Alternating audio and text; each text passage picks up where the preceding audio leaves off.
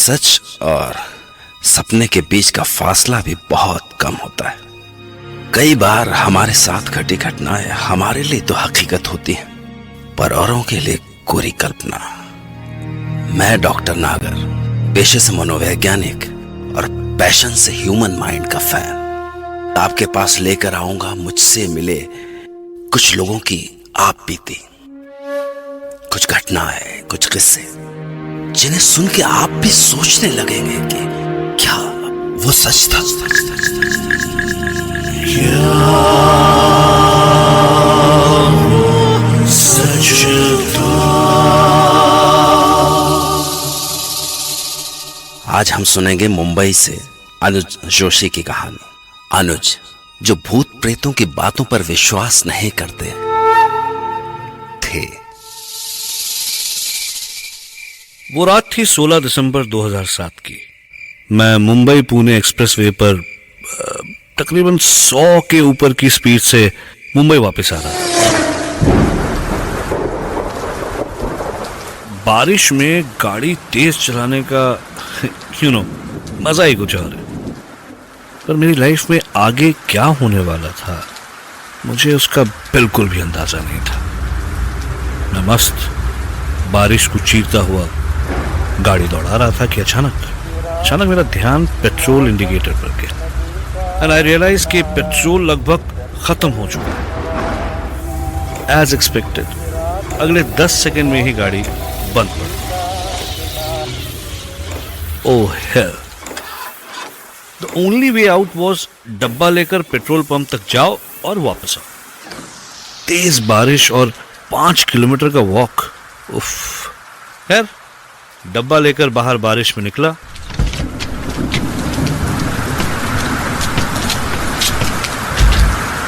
भगवान का नाम लिया और चल पड़ा। तब लगा जैसे भगवान ने मेरी सुन ली, क्योंकि 10 कदम ही चला था कि देखा कि पीछे से एक गाड़ी चली आई। मैंने लिफ्ट मांगी और गाड़ी रुक दी। अब मैंने कांच पर नॉक किया, होपिंग कि मुझे लिफ्ट मिल जाए। लेकिन जब कांच नीचे हुआ तो पता नहीं क्यों एक अजीब सा डर लगा।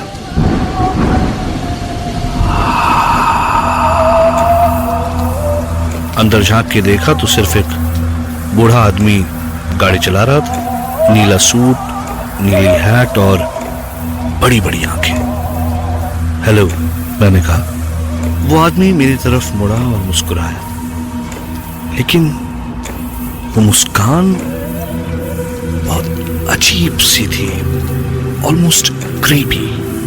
और तब उसने अपना मुंह खोला और उस आदमी की आवाज सुनकर ऐसा लगा मानो किसी ने मेरी पीठ पर बर्फ डाल दिया। उसने कहा, हेलो। सच एक बार मन में आया कि तुरंत यहां से भाग जाऊं, पर मैंने अपने आप को संभाला और कहा, सर लिफ्ट मिलेगी? मुझे आगे 5 किलोमीटर तक जाना है, एक पेट्रोल पंप तक।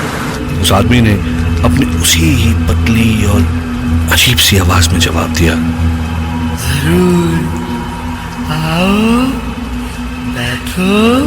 Thank you sir. मैंने एक लंबी सांस ली और गाड़ी में बैठ गया। कई बार कैसे होता है ना, वो कुछ करते ही मन से आवाज आती है कि गलत किया बॉस, गलत किया। बस वैसी ही आवाज मेरे मन में आ रही थी। मैंने फाइनली कहा, हेलो सर, मेरा नाम अनुज है। Call me Freddy. Okay, hi Freddy. वो मेरी तरफ देखकर मुस्कुराया। पतले से सूखे हुए होंठ और पीले रंग के टेढ़े मेढ़े दांत। मेरी तरफ मुस्कुराने के बाद फ्रेडी डिकोस्टा फिर आगे देखने लगा। धीरे धीरे मेरा डर बढ़ने लगा। फाइनली बातचीत करने के इंटेंशन से मेरे मन में जो आया मैंने कह दिया, आप बहुत खुश लग रहे हैं मिस्टर फ्रेडी। ओह यस, मैं बहुत खुश हूँ। मैं कल अपने एक दोस्त से 4 साल के बाद मिलूंगा। अच्छा, देखो, ये है उसकी तस्वीर। और उसने मुझे एक आदमी की तस्वीर दिखाई। मोटा सा आदमी, उम्र लगभग 50। ओह, तो इसलिए फ्रेडी मुस्कुरा रहे थे। मेरी जान में जान आई। थोड़ा गिल्टी भी फील हुआ, लेकिन इससे पहले मैं कुछ कहता, सामने पेट्रोल पंप आ गया। मैंने फाइनली फ्रेडी से कहा, एक बार फिर से thank you sir. Oh sorry Freddy. That is all right. अगर तुम्हें कभी भी मुझसे बात करनी हो तो you can call me. और मेरे हाँ या ना कहने से पहले ही उसने अपनी जेब से कुछ कागजों का बंडल निकाला। काफी पुराने कागज थे वो, और उनमें से उसने एक कागज का कोना फाड़ा और उसमें लिखा फ्रेडी डिकोस्टा और अपना टेलीफोन नंबर और बैंड्रा वेस्ट का अपना एड्रेस। मुझे कागज दे दिया। मैं जैसे ही उतरा, उसने अपनी उसी डरावनी आवाज में कहा, फिर मिलेंगे, बाय।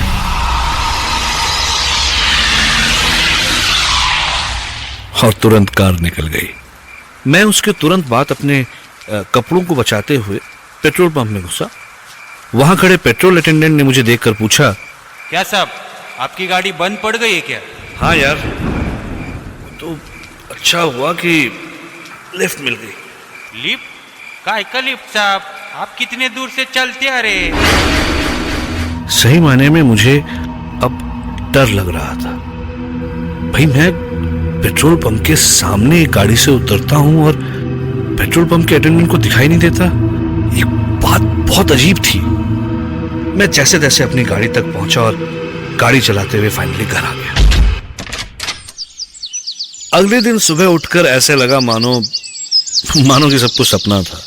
लेकिन मॉर्निंग न्यूज में कुछ देखा तो सब कुछ याद आ गया। एक प्लेन क्रैश की न्यूज टीवी पर आ रही थी। मरने वालों की फोटोग्राफ्स दिखाई जा रही थी और उसमें से एक मरने वाले की तस्वीर थी। मैं तुरंत पहचान गया उसे। मुझे बहुत बुरा लगा। अरे, ये आदमी तो वही है जिससे फ्रेडी डिकोस्टा 4 साल बाद मिलने वाला था। मैंने तुरंत वो कागज ढूंढा और उस नंबर पर कॉल किया।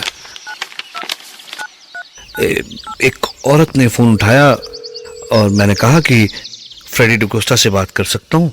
तो उस औरत ने गुस्से में कहा, What nonsense? क्या मजाक है ये? और फोन रख दिया। मुझे बड़ा अजीब लगा। मैंने फिर से कॉल लगाया। हेलो, अपनी मालकिन या मालिक को फोन दीजिए।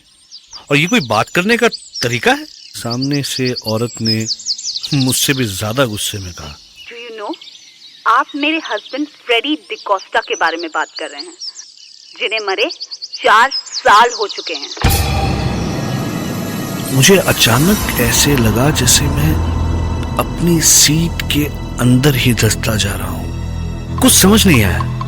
गला सूख गया। कल रात जो मुझे मिला, कहीं वो फ्रेडी का? अब सिर्फ एक ही चारा बाकी था कि मैं उसकी बीवी से जाकर मिलूं।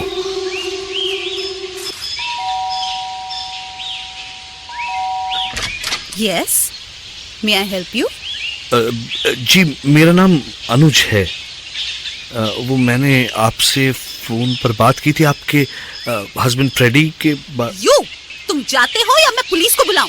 नहीं, मेरी बात सुनिए प्लीज। मेरा विश्वास कीजिए, मैं कल रात को उनसे मिला था और मेरी उनसे बात हुई थी। I'll call पुलिस अगर तुम इधर से नहीं गया तो। प्लीज मैडम, बात सुनिए। वो उनका कद कुछ 6 फुट का था। वो पतले से बड़ी बड़ी आंखें और उन्होंने वो ब्लू सूट पहना था, ब्लू हैट भी। औरत तुरंत रुक गई, दरवाजा खोला और मुझे देखती रह गई और थोड़ी देर बाद बोली, मैंने दफनाते हुए यही कपड़े पहनाए थे उन्हें। तब उन्होंने मुझे बताया कि 4 साल पहले आज ही के दिन फ्रेडी डिकोस्टा ने खुदकुशी कर ली थी। यानी आज उन्हें मरे हुए 4 साल हो चुके थे। पहले रोज सुबह उठकर मेरे को आई लव यू बोला करता था। लेकिन एक दिन सुबह आई लव यू के बदले उनके मरने की खबर मिली। 4 साल से तड़प रही हूं कि मेरा फ्रेडी फिर मेरे को आई लव यू बोलेगा।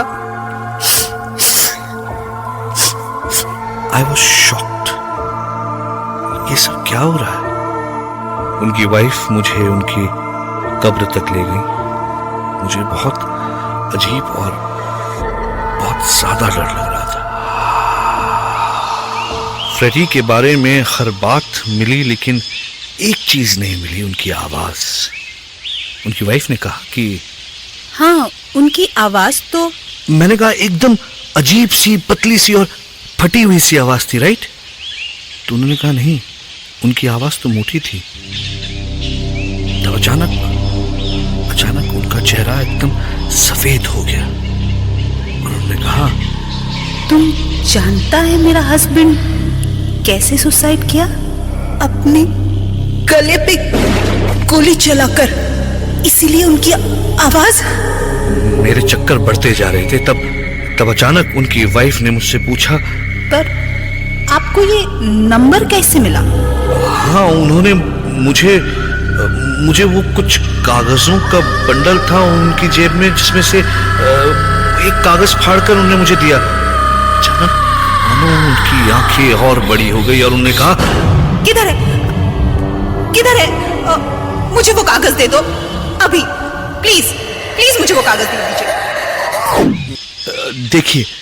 देखिए इसमें लिखा है फ्रेडी डिकोस्टा, ये फोन नंबर और ये एड्रेस।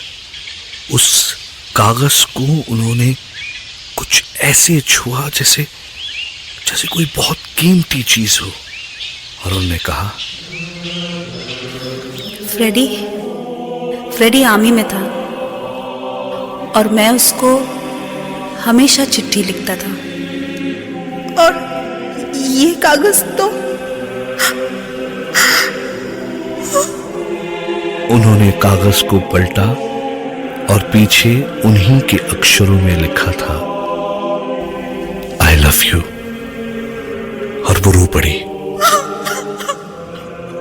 मैंने वो कागज हाथ में लिया और ऐसे लगा जैसे उस कागज में इलेक्ट्रिसिटी थी। मैंने कहा, देखिए ना, इट्स एज इफ फ्रेडी 4 साल के बाद आपके पास आए हैं और वो आपसे कह रहे हैं। जब मैंने अपने अगले शब्द कहने के लिए मुंह खोला तो मेरी अपनी आवाज मुझे अलग लग रही थी। मैंने कहा, आपसे वो कह रहे हैं कि